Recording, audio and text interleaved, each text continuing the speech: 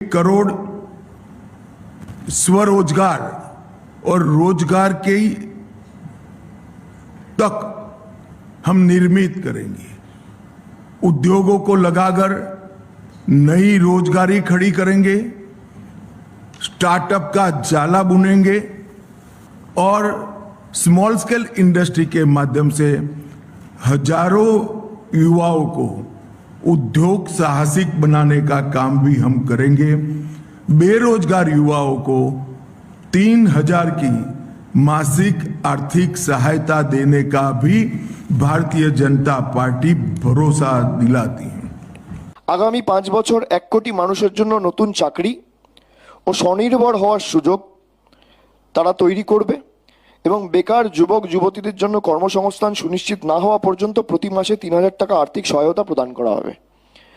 যারা 1 কোটি চাকরির কথা বলে, নরেন্দ্র মোদী ক্ষমতায় আসার পর থেকে বাংলা সহ ভারতবর্ষের বিভিন্ন প্রান্তে নির্বাচনের প্রাক্কালে প্রধানমন্ত্রী হওয়ার আগে সব জায়গায় ঢাকঢোল পিটিয়ে বলেছিল বছরে 2 কোটি বেকারের চাকরি হবে।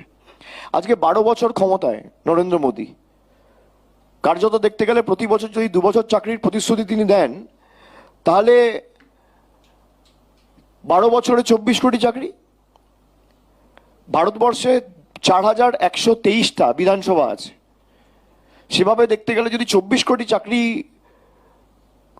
হয়ে থাকে, যা তিনি বলেছেন যে প্রতি বছর আমি 2 কোটি করে বেকারের চাকরি দেবো, তাহলে 24 কোটি চাকরি যদি দেশে হয়, প্রত্যেকটা বিধানসভায় গড়ে 58,000 যুবক যুবতীর নতুন কর্মসংস্থান হওয়া উচিত।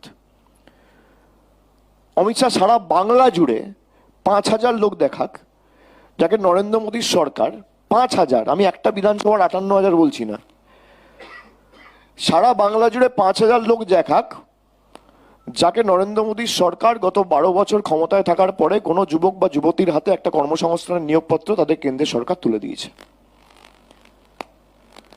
যা প্রতিশ্রুতি দিয়েছে এই একই জিনিস দিল্লিতে বলেছিল, যুবক যুবতীদের হাতে আমরা 3,000 টাকা করে দেবো। আপনাদের অন্য জায়গায় সরকার আছে না? আসামে আছে না? আসামে দিন, ত্রিপুরায় আছে, পাশে বিহার, রাজস্থানে আছে, ইউপিতে আছে, ঝাড়খণ্ডে আছে, গুজরাটে আছে, ছত্তিশগড়ে আছে, অরুণাচলে আছে, একাধিক রাজ্যে এনডিএ সরকার। আপনারা করুন, করে দেখান, কেউ তো বারণ করছে না।